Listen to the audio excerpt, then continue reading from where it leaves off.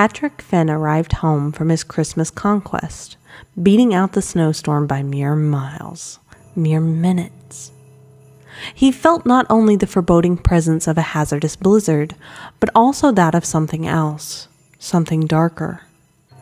It felt as if it resonated not only within his soul, but also within the souls of those around him, within the very ground itself. Patrick had never bothered to check, but he was sure that beneath the grass and soil of Winter Harbor, Maine, therein hungered a gaping mouth or a chasm yearning for the flesh of the innocent, and anchored to the physical world only by a desire to seem normal. It had not yet been appeased, because the residents of Winter Harbor were all but innocent.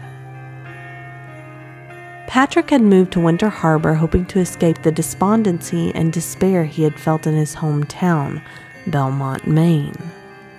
So far, these feelings had only amplified, magnified by both the wintry death that he had felt tiptoeing in the town's midst and the lingering scent of paint that seemed to permeate every building in the city. It was as if the town was constantly being repainted in some sort of half-hearted attempt to cover something up. Still, he felt it necessary to stay, so as to not make matters worse for his wife, whom he barely saw anymore, and his son, who always seemed so distant. He and his wife were going through a rife time in their marriage, and their son was feeling its effects. It was akin to what one may feel after a tumultuous earthquake. Patrick felt that he had to make it up to his son. So he went out and bought him the most expensive and extravagant thing he could get his hands on this late in the shopping season: a brand new video game system. He had assured his son that even though he had acted out often this year, Santa would bring him something good. Throughout these charades, Patrick felt empty at the prospect of shopping for a boy that he knew nothing about, a boy whose existence was forgotten every so often. On the eve of Christmas, Patrick arrived home before the snowstorm and quickly crept into the garage to wrap the present and place it under the tree. It was in this garage that he often felt abrupt changes, as if within its small space it contained secrets beyond human comprehension. The musky smell of the old holiday decorations, coupled with the omnipresent scent of fresh paint, varnish, and gasoline, all seemed to meld into one personified force, whispering sweet nothings to Patrick as he exited his car.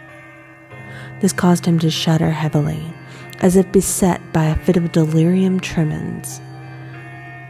He shrugged off the dull headache and dry mouth before quickly and sloppily wrapping the gift. Following this, he slipped it under the tree and began to creep upstairs. He couldn't help but grimace at the thought that he was as far from Santa as humanly possible. As he reached the top of the landing, Patrick glanced over at the clock. It read 11:49. He stood there, as if to wait for some fleeting childhood memory that may accompany the arrival of Christmas. It did not come, as he soon found. Nor did the cheery music, nor the scent of evergreens and cookies. Just deafening silence and that damnable scent of paint. It was everywhere, inescapable. The arrival of yet another disappointing Christmas struck Patrick like a blow to the face. He fell to his knees, then subsequently onto his stomach. He couldn't tell if he had passed out or not. Suddenly, a loud sound in his son's room jarred Patrick awake. He quickly got up and stumbled into the room. The popping sound he had heard made him wonder what made it, and when he finally found out, he was confused even further. A large, black humanoid, adorned with goat horns and a tongue that writhed like a snake, stood before him, clutching his son. Patrick stood dumbfounded, seemingly incapable of recognizing not only the creature, but anything else before him. What do you want? Patrick asked. Innately, he knew that the creature wanted something. The creature smiled, licking his lips. Fine tender fruit, not spoiled by the worms of new, but by the tree that bore it. Ripened not into ambrosia, but a rotten, hollow core. Patrick stared at the creature. Sweat began to collect on his brow. He felt as if his brain itself had been lit afire. He couldn't breathe. I can't say I understand. Patrick stammered out. The creature smiled again. Not by love of a dying star can a planet be adorned, but by the eruption of its most sacred peaks. I desire the treasures from which you hope to find salvation.